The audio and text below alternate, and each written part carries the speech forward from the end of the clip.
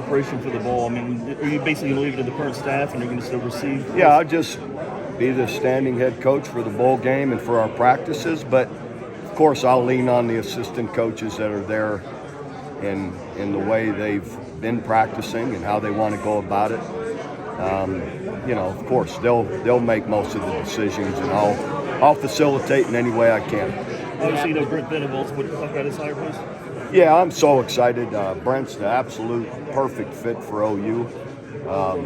He has a history there, a great history there. A great background he has and the experience at Clemson to bring to us.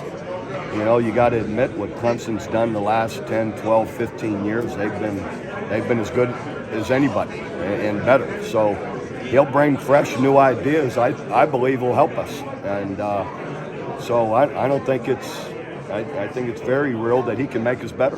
So I'm excited for it, and I believe the players are, the program is, and Brent, he'll be rolling fast. Did you do a little fist pump when you heard he was hired, so you can go on the recruiting trail? Well, yeah, sort of. I loved the last week recruiting. Man, we had so many great young athletes, young men that were fun to get to know and see, and now with that connection, I'll follow them closer, as they come to OU, and great families as well. It was awesome meeting them all, and an impressive group, really great. So we're in good hands. Just curious to get your thoughts on how Las Vegas has kind of become a sports city. In the past couple of years, there used to be this stigma around Las Vegas, but now with the Raiders, the Golden Knights, it's actually a big-time sports town now. Just your thoughts on how you've seen Las Vegas grow. Yeah, Las Vegas, they can handle the crowd. They can handle, they could put a Super Bowl on and another event at the same time, rodeo event right now, whatever it is, here in Las Vegas, they can handle about anything. So, no, it's a great venue, easy to get to for everybody. And, these spaces are incredible. They can accommodate about anything. Do you know yet who's going to call the defense in the Alamo Bowl? Pardon me? Do you know yet who's going to call your defense in the Alamo Bowl? No. We haven't practiced yet. Players are, and that's usual every year. This time they're lifting and running, just training, staying in shape. And as a staff, we'll get together when I get back next week, and we'll decide how we want to work the preparation and who's going to call what. What does it say about Brent? Obviously, he had all these chances over the years, and it was OU finally. Well, I think Brent's very wise in that sometimes, and truth be told, I felt this way when I was at Florida with Coach Spurrier. I was in such a great job, I wasn't going to take just any job. I was going to be patient. I turned down jobs when I was with Coach Spurrier because I liked too much what I was doing. Brent was the top paid assistant coach in the country, working with Dabo, who's a great guy. They win all the time. Why leave? And that was my feeling with Coach Spurrier at Florida. But my case, Oklahoma came calling. And I was like, well, this is the right one. Same with Brent. Like, Oklahoma comes calling, that's as good as it gets.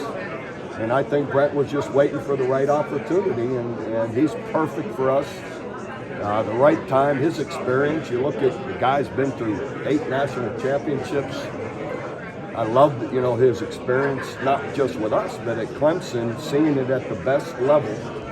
So he's going to bring us a lot, and I think to even improve us. What did you think of his reception and lining up at the airport? I've only seen bits and pieces, and obviously because I'm here, otherwise I would have been there for sure with my arm around him, absolutely. But from what I've seen, it was incredible. The fans are so excited. They did a great job with the presentation, and he was awesome on stage, the parts I've seen.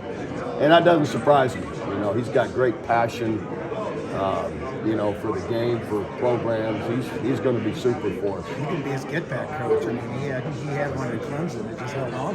Yeah, but I was telling someone earlier, I had a get-back coach when I was a D coordinator too. So. What's your take on all these major coaching changes the last couple weeks? Everybody got to live their life, do what they got to do. No, it's okay. A lot of these great programs, they'll be fine. Just get another. There's a lot of good football coaches out there. That's I guess would be my message. Do you think the transfer portal sort of changed the mindset of coaches that you don't get the 5 years, 4 years, the loyalty anymore? You have to be more. What's the current situation? Yeah, I guess some people have really used it to their advantage, and I don't know. I arrived at a program, had a winning season in 4 years, hadn't been to a bowl game in 4 years, and 2 years later we were undefeated, and there was no transfer portal back then. So you can, depending on how you work your guys, you can get there with it or without it. Yeah, Bob, Dennis asked you about Brent's reception the other night in Norman. What do you remember about yours when you first got there, both landed and then landed? I was on the steps of Evans Hall thinking, what in the hell am I doing? Wow, it was all a blur. Brent's much more equipped to handle this than I was at that time. But I knew I had to do it. I knew Oklahoma. I said to my wife, I said to multiple people before they ever called me for the job, that this is a sleeping giant.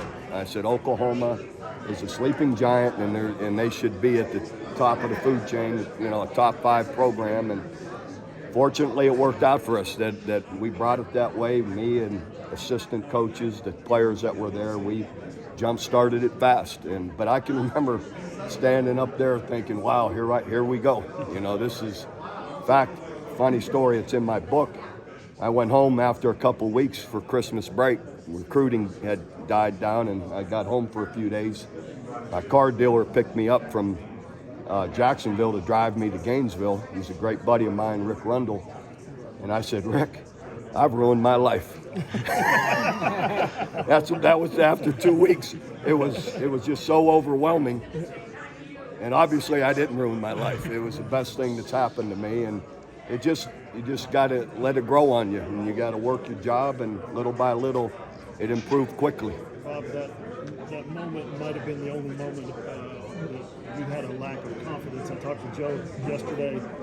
Joe Castiglione, and he said that was one of the things that stood out to me was your confidence, not arrogance, but just confidence in being who you are, being Bob Stoops. What does that mean? What was he talking about? Well, I have a natural, for whatever reason, God blessed me with a confidence or a way about that. I'm not real worried about much. I do whatever I got to do, and I felt that way even as an assistant coach with Coach Spurrier. I was at the time when 2- and 3-year contracts were just starting to happen. Coach Spurrier asked me if I wanted a 2-year contract. I go, why, Coach? I go, I ain't worried about it. I go, if you don't want me here, I'll get another job. And Coach, you guys all know him. He laughed. He goes, I'd say the same thing. So I was like, so anyway, I don't know. That's just, it's just who I am, and fortunately, whether my parents, God, whatever, I've been blessed that way that, I'll do what I need to do.